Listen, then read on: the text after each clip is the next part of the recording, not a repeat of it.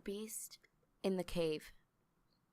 The horrible conclusion which had been gradually obtruding itself upon my confused and reluctant mind was now an awful certainty. I was lost, completely and hopelessly lost in the vast and labyrinthine recesses of the mammoth cave. Turn as I might, in no direction could my straining vision seize on any object capable of serving as a guidepost to set me on the outward path. That nevermore should I behold the blessed light of day or scan the pleasant hills and dales of the beautiful world outside, my reason could no longer entertain the slightest unbelief. Hope had departed. Yet, indoctrinated as I was by a life of philosophical study, I derived no small measure of satisfaction from my unimpassioned demeanor, for, although I had frequently read of the wild frenzies in which were thrown the victims of similar situations, I experienced none of these, but stood quiet as soon as I clearly realized the loss of my bearings.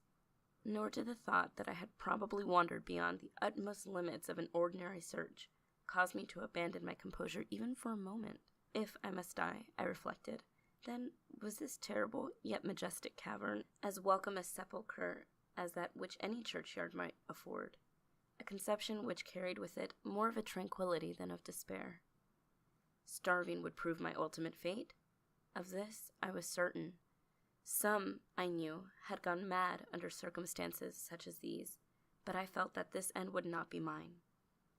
My disaster was the result of no fault save my own, since, unbeknown to the guide, I had separated myself from the regular party of sightseers, and, wandering for over an hour in forbidden avenues of the cave, had found myself unable to retrace the devious windings which I had pursued since forsaking my companions. Already my torch had begun to expire.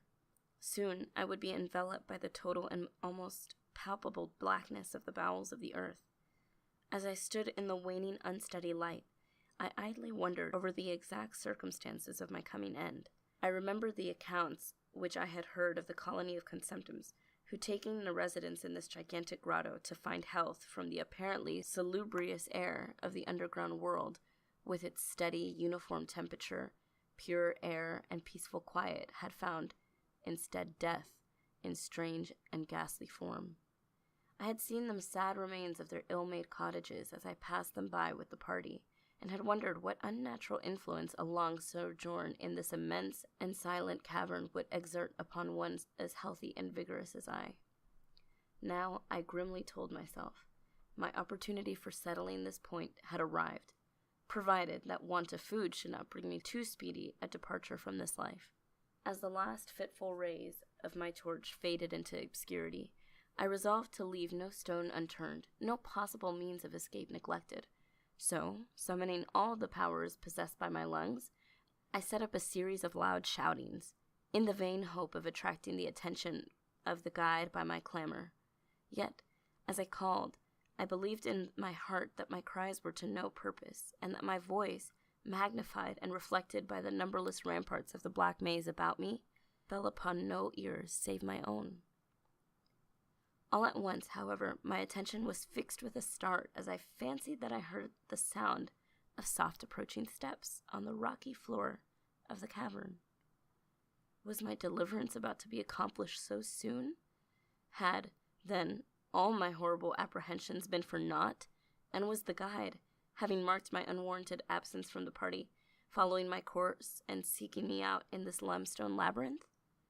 While these joyful queries arose in my brain, I was on the point of renewing my cries in order that my discovery might come the sooner, when in an instant my delight was turned to horror as I listened, for my ever-acute ear, now sharpened in even greater degree by the complete silence of the cave, bore to my benumbed understanding the unexpected and dreadful knowledge that these footfalls were not like those of any mortal man. In the unearthly stillness of this subterranean region, the tread of the booted guide would have sounded like a series of sharp and incisive blows. These impacts were soft and stealthy, as of the padded paws of some feline. Besides, at times, when I listened carefully, I seemed to trace the falls of 4 instead of 2 feet. I was now convinced that I had, by my cries, aroused and attracted some wild beast, perhaps a mountain lion which had accidentally strayed within the cave. Perhaps I considered the Almighty had chosen for me a swifter and more merciful death than that of hunger. Yet the instinct of self-preservation, never wholly dormant, was stirred in my breast, and though escape from the oncoming peril might but spare me for a sterner and more lingering end, I determined nevertheless to part my life at as high a price as I could command. Strange as it may seem, my mind conceived of no intent on the part of the visitor save that of hostility. Accordingly, I became very quiet, in the hope that the unknown beast would, in the absence of a guiding sound, lose its direction, as had I, and thus pass me by. But this hope was not destined for realization, for the strange footfall steadily advanced, the animal evidently having obtained my scent, which in an atmosphere so absolutely free from all distracting influence as is that of the cave, could doubtless be followed at great distance.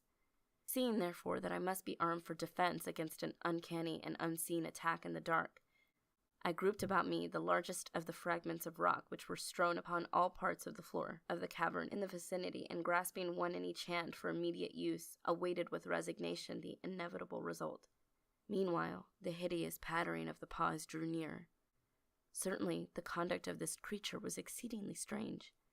Most of the time, the tread seemed to be that of a quadruped, walking with a singular lack of unison betwixt hind and forefeet.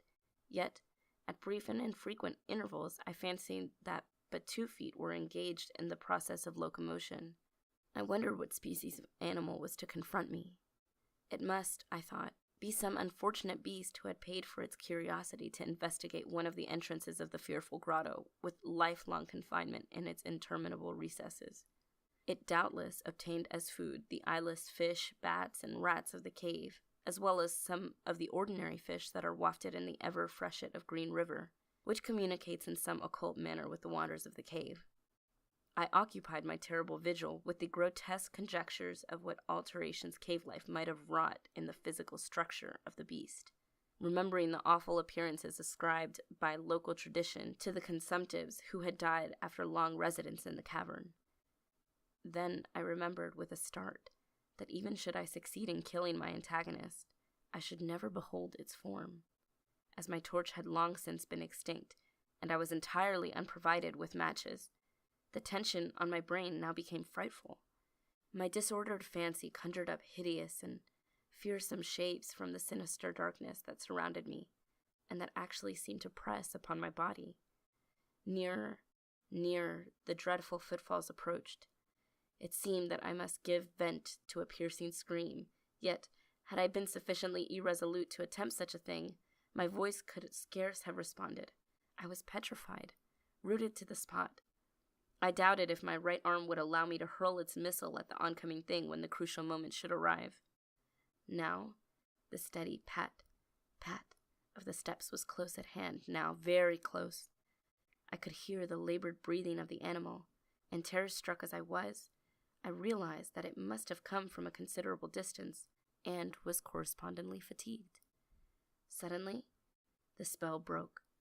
My right hand, guided by my ever-trustworthy sense of hearing, threw with full force the sharp-angled bit of limestone which it contained, toward the point in the darkness from which emanated the breathing and pattering, and, wonderful to relate, it nearly reached its goal, for I heard the thing jump, landing at a distance away, where it seemed to pause. Having readjusted my aim, I discharged my second missile. This time, most effectively, for with a flood of joy I listened as the creature fell in what sounded like a complete collapse, and evidently remained prone and unmoving. Almost overpowered by the great relief which rushed over me, I reeled back against the wall. The breathing continued, in heavy gasping inhalations and expirations, whence I realized that I had no more than wounded the creature, and now all desire to examine the thing ceased. At last, something allied to groundless, superstitious fear had entered my brain, and I did not approach the body, nor did I continue to cast stones at it in order to complete the extinction of its life. Instead, I ran at full speed in what was, as nearly as I could estimate in my frenzied condition, the direction from which I had come. Suddenly, I heard a sound, or rather a regular succession of sounds. In another instant, they had resolved themselves into a series of sharp metallic clicks. This time there was no doubt. It was the guide. And then I shouted, yelled, screamed, even shrieked with joy as I beheld in the vaulted arches above the faint and glimmering effulgence which I knew to be the reflected light of an approaching torch. I ran to meet the flare, and before I could completely understand what had occurred, was lying upon the ground at the feet of the guide, embracing his boots and gibbering, despite my boasted reserve, in a most meaningless and idiotic manner, pouring out my terrible story, and at the same time overwhelming my auditor with protestations of gratitude. At length, I awoke to something like my normal consciousness. The guide had noted my absence upon the arrival of the party at the entrance of the cave, and had from his own intuitive sense of direction proceeded to make a thorough canvass of the by-passages just ahead of where he had last spoken to me, locating my whereabouts after a quest of about 4 hours. By the time he had related this to me, I, emboldened by his torch and his company, began to reflect upon the strange beast which I had wounded but a short distance back in the darkness, and suggested that we ascertain, by the rushlight's aid, what manner of creature was my victim.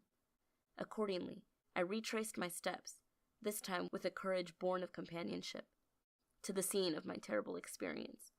Soon, we descried a white object upon the floor, an object whiter even than the gleaming limestone itself.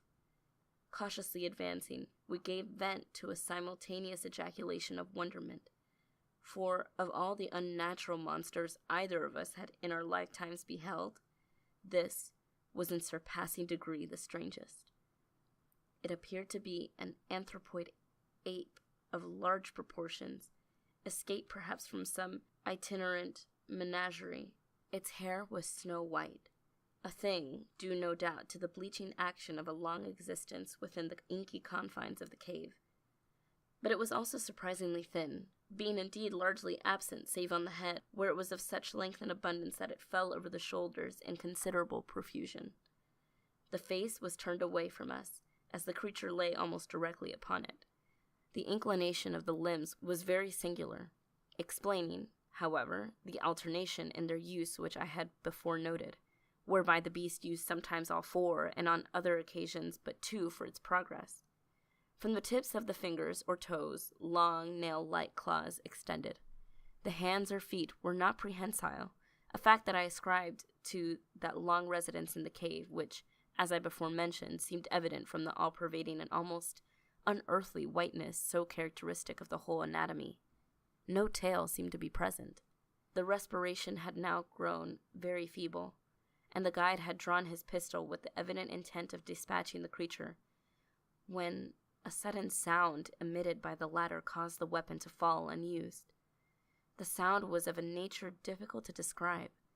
It was not like the normal note of any species of simian, and I wondered if this unnatural quality were not the result of a long-continued and complete silence, broken by the sensations produced by the advent of the light, a thing which the beast could not have seen since its first entrance into the cave.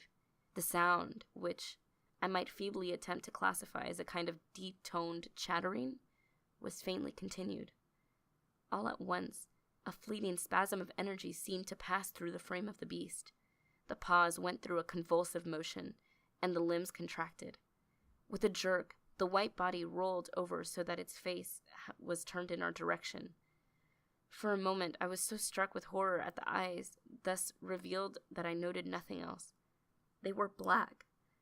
Those eyes deep, jetty black, in hideous contrast to the snow-white hair and flesh. Like those of other cave denizens, they were deeply sunken in their orbits and were entirely destitute of the iris. As I looked more closely, I saw that they were set in a face less prognathous than that of the average ape, and infinitely more hairy. The nose was quite distinct. As we gazed upon the uncanny sight presented to our vision, the thick lips opened, and several sounds issued from them, after which the thing relaxed in death. The guide clutched my coat sleeve and trembled so violently that the light shook fitfully, casting weird moving shadows on the walls about us. I made no motion, but stood rigidly still, my horrified eyes fixed upon the floor ahead. Then, fear left, and wonder, awe, compassion, and reverence succeeded in its place, for the sounds uttered by the stricken figure that lay stretched out on the limestone had told us the awesome truth. The creature I had killed, the strange beast of the unfathomed cave, was, or had at one time been, a man.